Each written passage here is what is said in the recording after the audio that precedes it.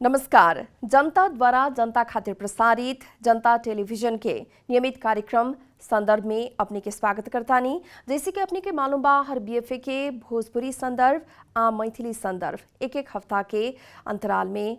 प्रसारण होती आ रहल बाटे और आजू बारी बाटे भोजपुरी संदर्भ के। आजू हमनी के साथ एक जने अतिथि बानी और हमनी के समसामयिक विषय में केंद्रित होके बातचीत खातिर एक जने अतिथि के बुलावे नहीं सन और हमनी के सामाजिक संजाल के मार्फत वहाँ से अभी प्रत्यक्ष रूप में बातचीत करें सन और अभी के जौन एक राजनीतिक सरगर्मी बाटे उहे में केंद्रित होके बातचीत करे खातिर आजू हमनी के साथ बानी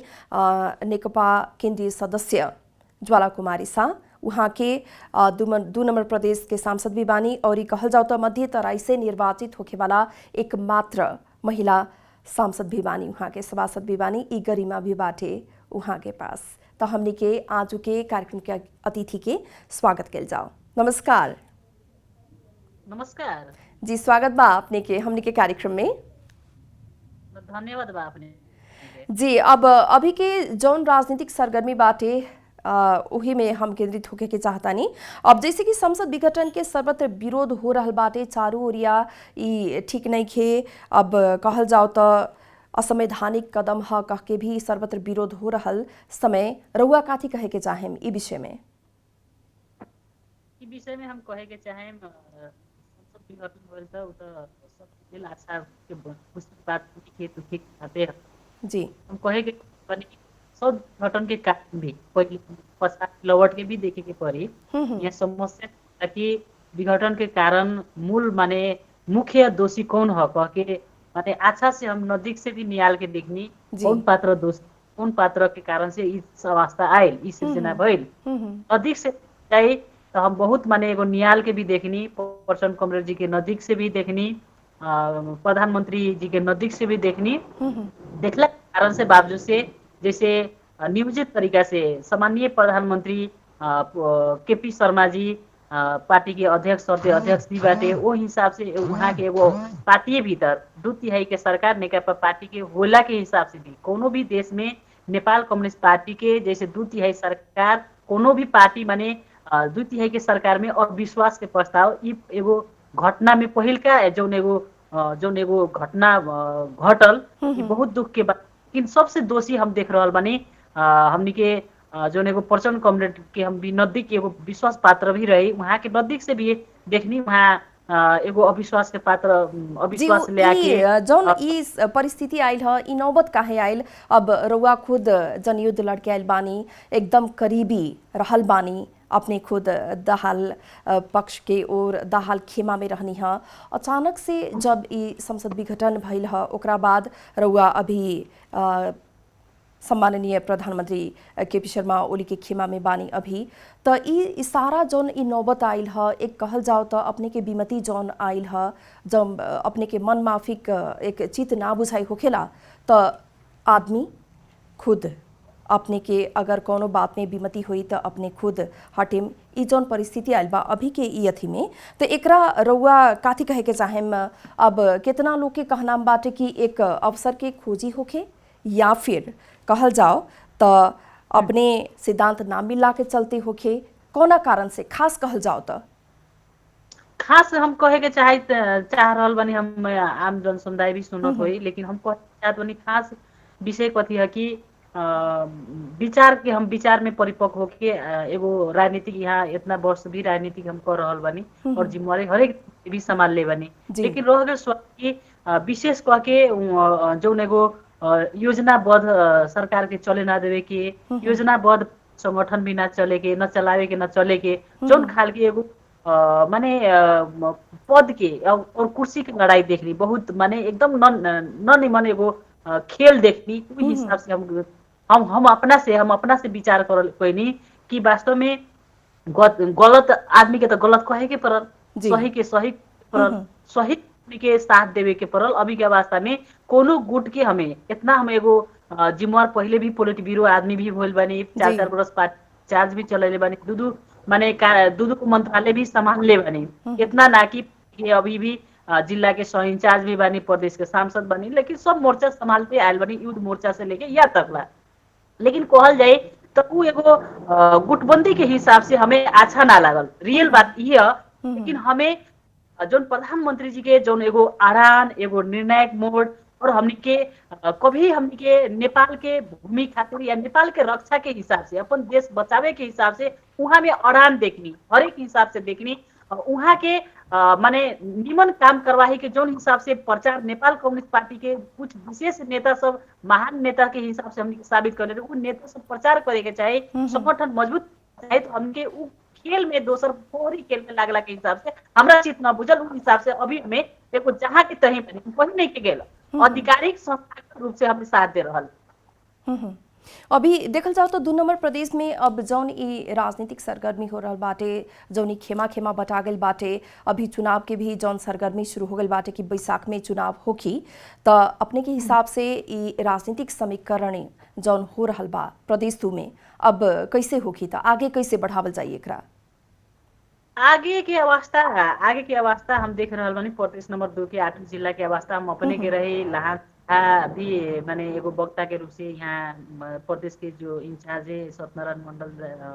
कॉमरेड भी अपने हमरा एगो रिक्वेस्ट करके भी वहाँ वक्ता के रूप से जिला में कार्यक्रम भइल। अभी हम कालू रात में यही लौटनी गर्मी रह गेल सवाल की एगो समीकरण बिहान के दिन में जो जनता के एगो नया जनादेश एगो लोकतंत्र के अभ्यास में जो अभी सामान्य प्रधानमंत्री जनता के बाटे जनता फिर भी एगो नया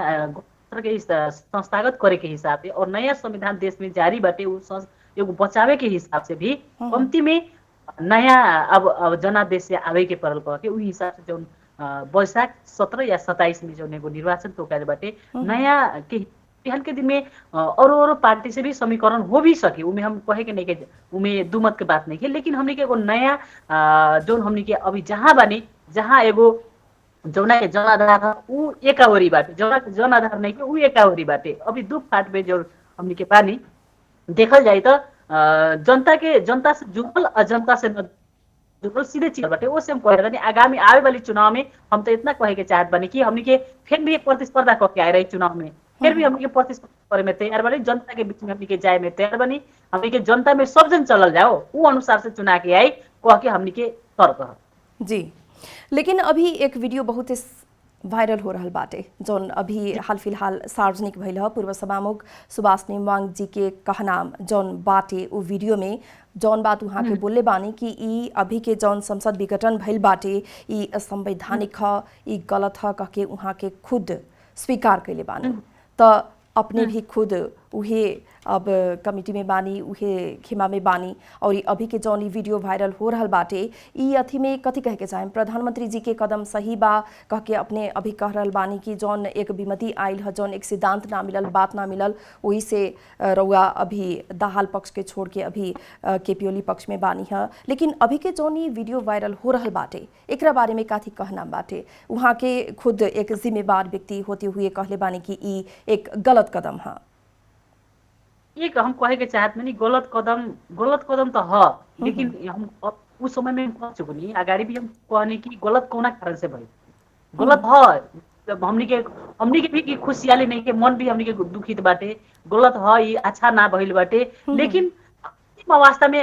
जैसे अपनहु रहती या हम भी रहती अंतिम अवस्था में रही जैसे चारों से घेरा हाथ एकदम देश के टुकरावे के अवस्था में विभाजन करे के अवस्था में लागी तो मरता तो क्या करता कह के एगो हिंदी में उखान भी मरता तो क्या करता कह के वो अवस्था में पुगल उस हिसाब से बाध्यता की अवस्था में पुगला के हिसाब से संसद विघटन भइल बचावे के हिसाब से देश को सुरक्षित करे के हिसाब से जो आम देश में विकास निर्माण के हिसाब से होके हर एक चीज भी होके ओकर संरक्षण करे के हिसाब से अंतिम अवस्था में जैसे मरता तो क्या करता कह के कदम चलन वो कदम भी हमनी के ठीक नहीं के लेकिन हमनी के बाध्यात्मक अवस्था में आके हमनी के वो कदम चाल के भी जो एगो सुरक्षा के हिसाब से सुरक्षित करे के हिसाब से जो कदम चलने बाटे काहे कि उ जो आदमी खाली पद के लेल सोच रहा उ आदमी जनता के लेल तो न सोची जनता तो भाड़ भइल जाओ कुछ करो कह के जोने को जनता के चिंता जग जाहिर नहीं के चासो भरोसा नहीं के ओकरा प्रति कुछो माने उतना आदमी सब शहादत होइल जन्म से लेके देखत बानी तो हमनी के मधेसी में बहुत ज्यादा से ज्यादा हमनी के शहादत प्राप्त कर मिल बाटे कितना टुकड़ टापल वो हिसाब से देखल जात बाटे ई सुभाष नेवांग जी जौन वीडियो वायरल करते बाटे वो ऐसे तो पुराने वीडियो है वहाँ के जौन एक नियम संगत एक तर्क संगत बात कहले बानी पुराने वीडियो के अभी जौन वायरल बनावल जा रहल बाटे वो बात के हम उठान गए हाँ जी जी जी तो वो वीडियो वायरल बनावे के आदमी रंग बिरंग के तौर पर लेबे करी अधिकारी दिन के चल लेबे करी लेकिन कुछ आदमी तो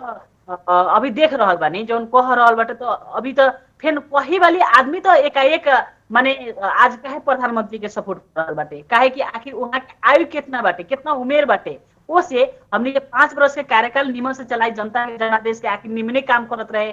मधेश में देख रहल बानी फास्टैग निर्माण अंतर्राष्ट्रीय विमानस्थल से लेके कॉरिडोर हुलाकी रोड से लेके हरेक माने रास्ता बन रहल तीव्र रूप से वो हिसाब से आज कथी रहे थे काहे एगो जंजीर बांधे के काम कहाँ से शुरुआत भइल काहे भइल ये हिसाब से जौन हम कहे के चाहत बानी जौन जौन पहले के विगत में विघटन होए के दिन में कोनो आक्रोश में भी बोलले बाटे कोनो पीड़ा के हिसाब से भी बोलले बाटे हम भी अपने दुखित बानी हम खुशी नहीं के लेकिन कौन कारण जो दोषी कौन है जब पता लगाए पड़ल है कि हमने के दोनों को बराबर ठाने प्रचंड कॉमरेड के या प्रधानमंत्री केपी जी के बराबर ठाने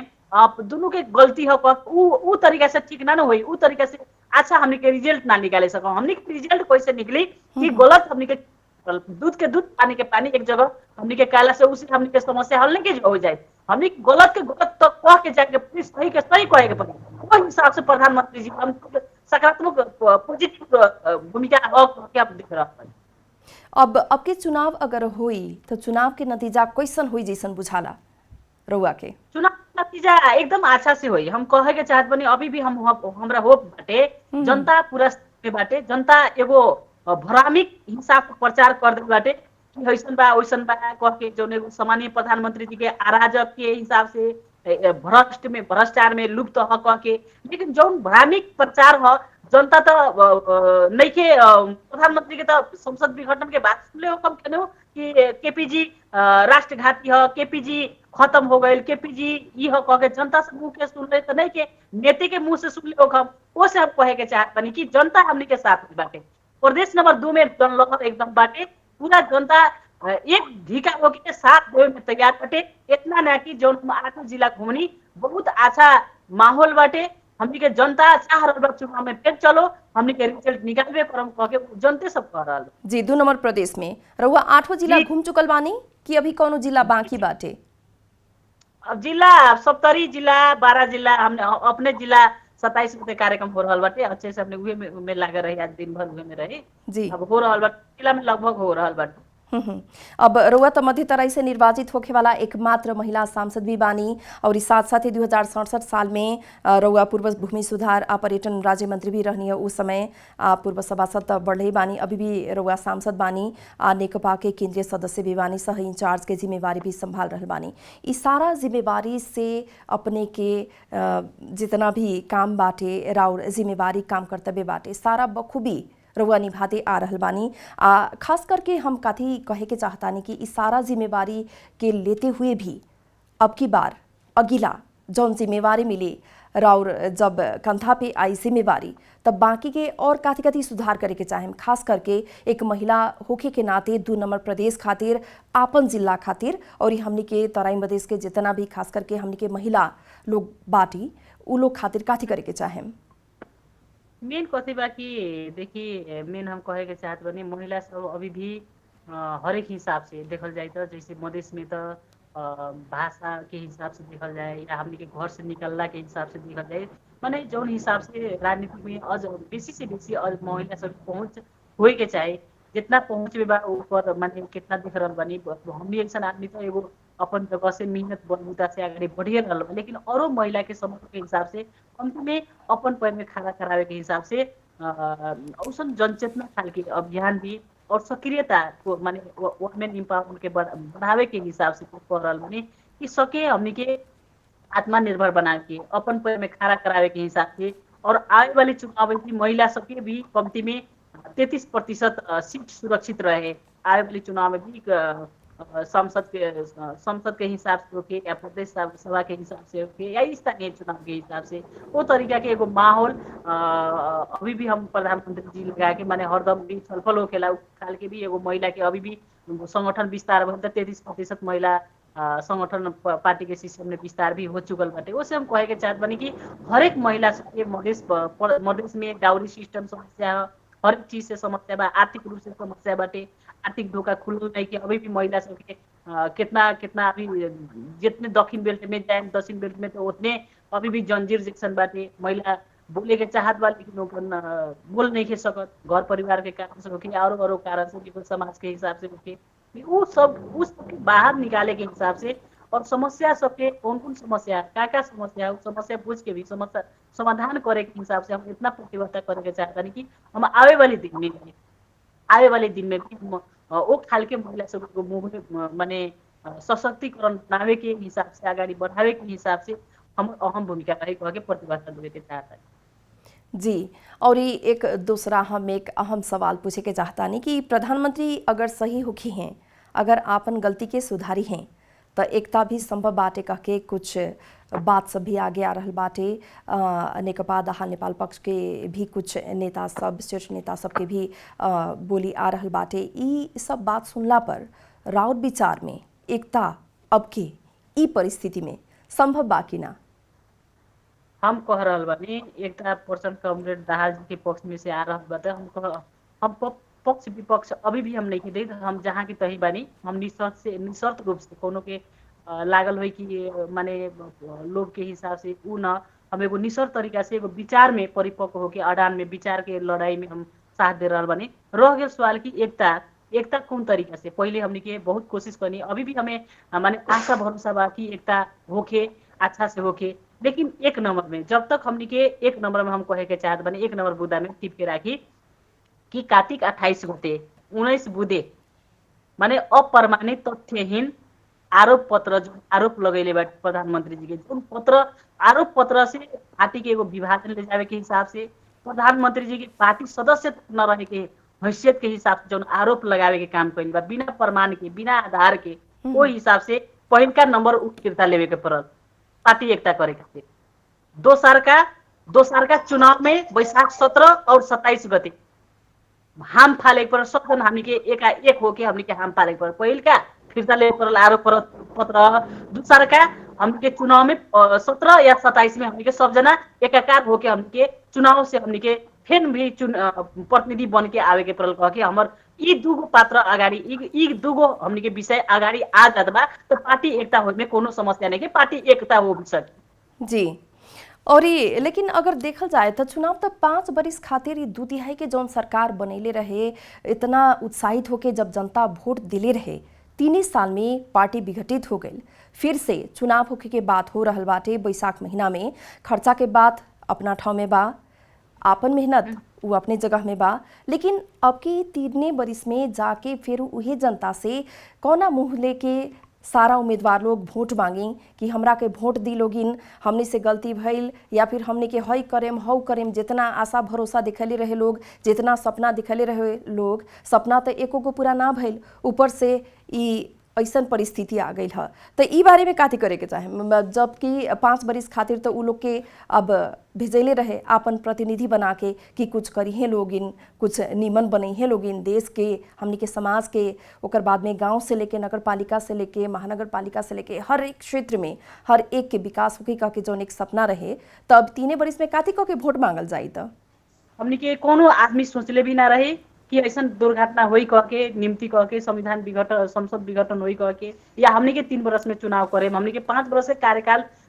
लेके हमनी के अगाडि बढ़ रही। लेकिन अचानक कारणवश इमरजेंसी अवस्था संकटकाल अवस्था आई तो संकटकाल अवस्था ऐसा सिर्जना होई कह के कोनो सोचले भी ना रही। लेकिन औसन अवस्था में अब आयल तो रह गेल सवाल की वोट कैसे मांगल जाए। तो वोट हमनी के जनता में तो हमनी के बुझेबे करम हमनी के ई समस्या है, ई कारण से कुछ व्यक्ति के कारण से कुछ नेता के कारण से माने देश एगो बर्बाद ले जावे के हिसाब से काम करलन। ई तो हमनी के समस्या तो ले जाए के पड़ी जनता के बीच में कहे के पड़ी समझावे के पड़ी कि आज हमनी के सरकारे के हमनी के जंजीर जैसन बांध दे रहे, चारों ओर से घेराबंदी कर दे रहे तो काम कथी करियन करू करे वाले काम तो होलू काम तो प्रचार नहीं के कले कह के उ हिसाब से हमनी के जनता के बीच में ले जाके जनता के हमनी के उच्च मनोबल के साथ हमनी के एगो बुझावे के काम करब, हमनी के साहस देवे के काम करब, हमनी के साथ में बानी हमेशा हमने हमें हमेशा साथ में रहे। काहे कि जनता महान हो, जनता महान हो अपने सब माने इतना हम कहे के लेकिन चाहत कि जनता तो अभी सब समझ बुझ सकता, लोग बहुत अभी समझदार हो गए बाटे। उ लोग के सवाल होखी कि दुर्घटना केकरा कारण भइल, के दोषी बाटे, केकरा चलते इतना बड़का दुर्घटना भइल, रउआ लोगी न सक्षम ना भइनी ह कके अगर उ लोग की ओर से ना भइल सवाल तो रउआ लोगन के जवाब का होई? जवाब ये होई जौन कारण ह सत्यता हम ओथी कुन कही उस समय में हम बताइए देनी कि पर्सन कॉमरेड और नेपाल कॉमरेड दूगो नेता के कारण से देश अवस्था में ये आयल। ये बात तो हमनी के जनता के बीच में ले जाए, इतना ना कि हमनी के कहे के चाहत बने आज इहो बात हमनी के राखे कि अपने सब महान बने, अपने सब मालिक बने, ये भी हमनी के कहे के हमनी के अति बाटे। काहे कि पर्सन जी भी जितना धैर्यता ना रहे जितना जनता में धैर्यता है कह के उ बात हमनी के ले जा सकम, अच्छा से ले जा सकम ना जी। अगर जनता के सवाल होके फिर से कि अपने लोग तो दो नेता के नाम मिला सकतानी, लोग इतना जने मिल के इतना जनप्रतिनिधि हमने के विश्वास करके भेजनी, लोग दूगो नेता में मिल मिलाप नहीं के करा सकनी, फिर हमने के कौन आधार में विश्वास करी कही लोग? तो रउआ के जवाब का होगी? रउआ लोग काथी कहे वो लोग के ना हम इतने कहेम कि औसन औसन गलत आदमी सबके हमनी के माने एगो अपना से हमनी के इस इहे मत से हमनी के माने अंत्य करे के पड़ी, इहे अथी से हमनी के अंत्य करे पड़ी। औसन व्यक्ति हमनी के हावी ना होके पड़ल, ई देश में हावी ना होके पड़ल, अच्छा व्यक्ति चुन के पठाई कह के ई तरीका से हमनी के ले जा सकम। काहे कि दूगो व्यक्ति के हमनी के ना मिला, काहे कि हमनी के मेन ठाव में तो हमनी के नहीं थे, लेकिन मिलावे के तो हमनी के नीचा से लेके ऊपर तक ला हमनी के दबाव केंद्र कमिटी के हिसाब से हमनी के दबाव तो दिली बने। लेकिन अब दबाव देते हुए भी अब ना मिलल तो मुरी पटकला से भी तो नहीं किए, लेकिन जौन बाटे जति बाटे उ में तो हमनी के जाके कहे के तो हमनी के फर्ज बा ना जी। और ये देखल भी जाला जैसे कि हमने के मधेश से तराई से जितना भी लोग जीत के जाएनी, सांसद होके जाएनी, वहाँ लोग भी कोनो पद में जब पहुँचेनी तो जौना हिसाब से सपना बांटल गई रहे चुनाव के बेरिया, उ सारा सपना एक और हो जाला और उ लोग के व्यक्तिगत सपना एक और हावी हो जाला। ई परिस्थिति में जितना भी जनप्रतिनिधि लोग चुन के पेठौले रहे उ लोग अब फिर से कैसे विश्वास करी लोग कि हमने के हाँ जे निमन आदमी के आ निमन प्रतिनिधि के चुनाव के लिए बानी सन? जौन कर्म करी उ कर्म तो निकलबे करी। हम कहे के चाहत बानी जौन आदमी जैसन कर्म कैले बा ओसन फल मिली, इतना हम कहे चाहते। रह गेल सवाल कि हमनी के राष्ट्रीय प्रति इतना हमनी के जैसे सीमाना लिम्पिया धुरा लिपुले कालापानी लेके हमनी के जौन एगो नक्शा जो सार्वजनिक कैल बाटे 165 बरस से लूटल गेल रहे ना, था हमनी के काला पानी से लेके हमनी के 165 वर्ष से बीच में तो कहाँ कुछ कैले रहे। लेकिन हमनी के 2/3 सरकार भइल, हमनी के नेपाल कम्युनिस्ट पार्टी के सरकार भइल तो उ खाल के एगो नक्शा भी सार्वजनिक त भइल, उतना ना कि फिरता